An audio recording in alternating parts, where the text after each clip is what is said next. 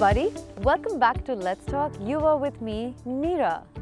Well guys, today I want to talk about things that will help you in your real life conversation and that will help you with your time as well. Well, how time? Because there are times when we have to say a lot of things. We end up explaining them in long, lengthy sentences. But there are certain words that will help you shorten these sentences, and that's how they will reduce your time of communication and help you in better communication and effective communication. Well, I'm talking about words that will help you say more in just one word or something. Well, let's get started with today's lesson. Okay, let me start with asking you this. When you have to tell someone that you cannot read someone's handwriting, well, it happens with so many of us. Particularly, I have seen and observed that doctors are people who usually cannot write in a way that others can read. Well, did you see how much time I took to explain this one thing to you? Do you know what is that one word that will shorten this whole sentence?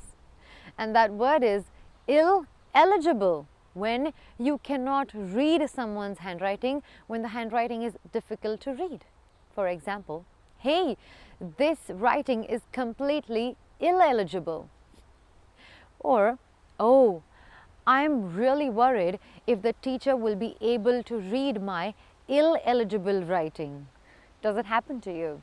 Okay guys, now how about a speech that is delivered without any previous preparation, right? So if you ever give a speech that you had not prepared for and you were just asked to give a speech, what would you call it? You would call that extempore, right?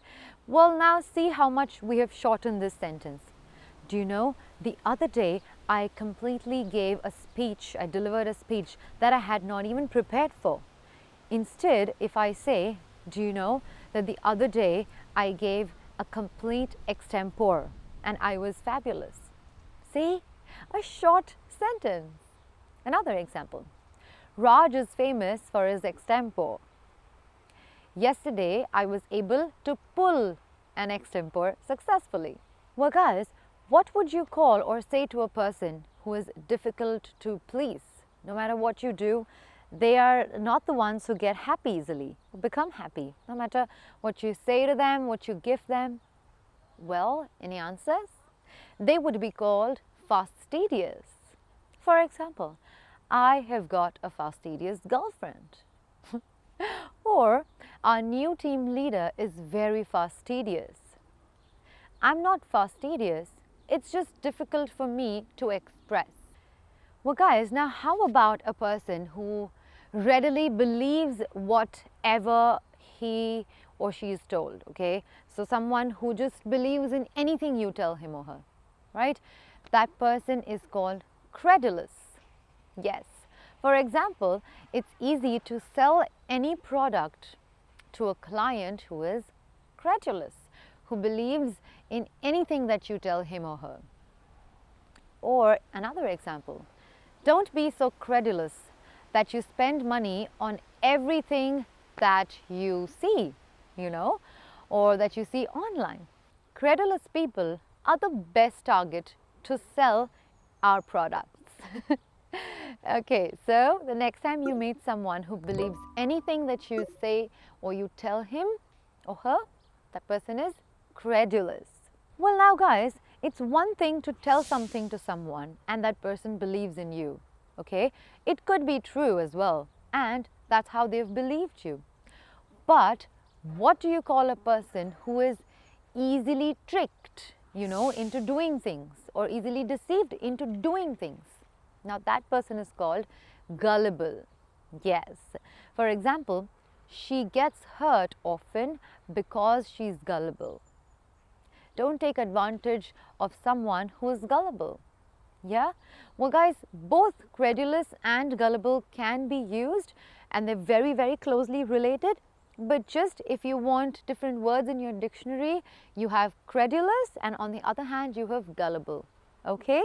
Well, so that was credulous and gullible for both the same reasons, and you can try and use it in different situations.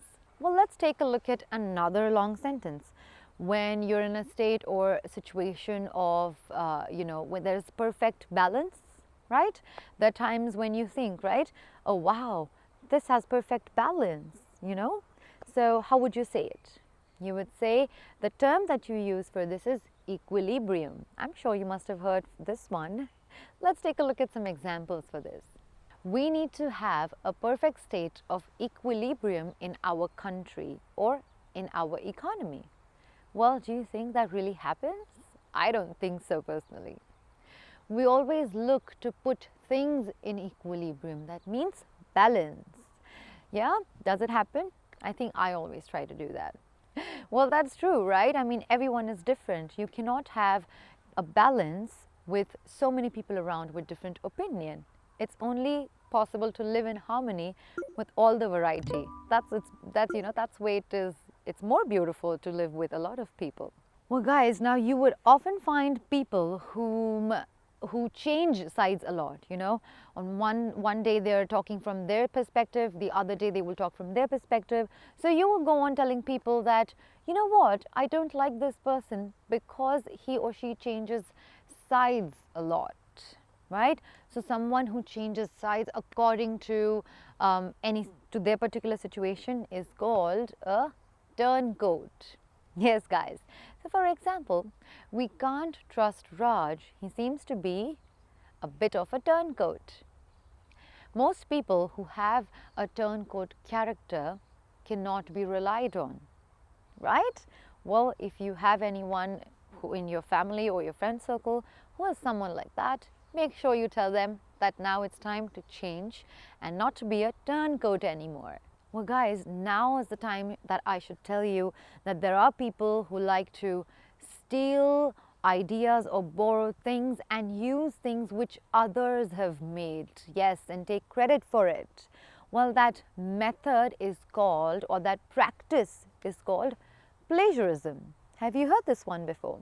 Well, maybe you haven't heard the word before, but I'm sure that you have definitely witnessed this practice. Right? For example, right? Just you copy something and paste something.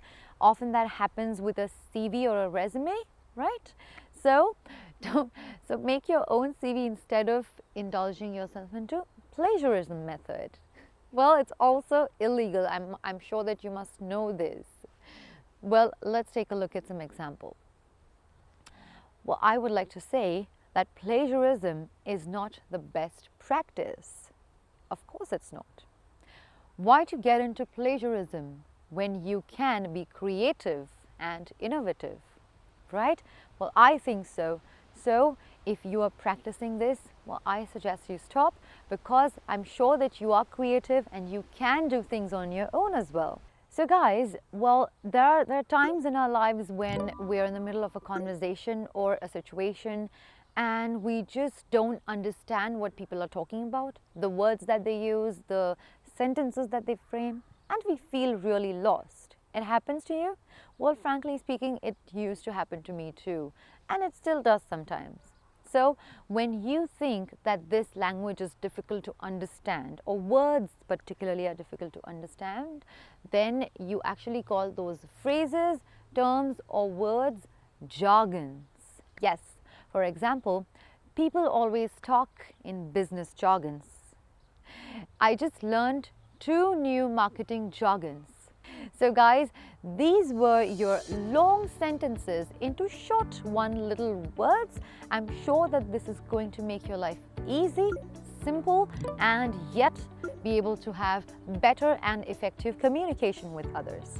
Alright guys, I really hope you enjoyed this lesson. If there's anything you would like to share with us, right, that you have learned recently, please do so in the comment section.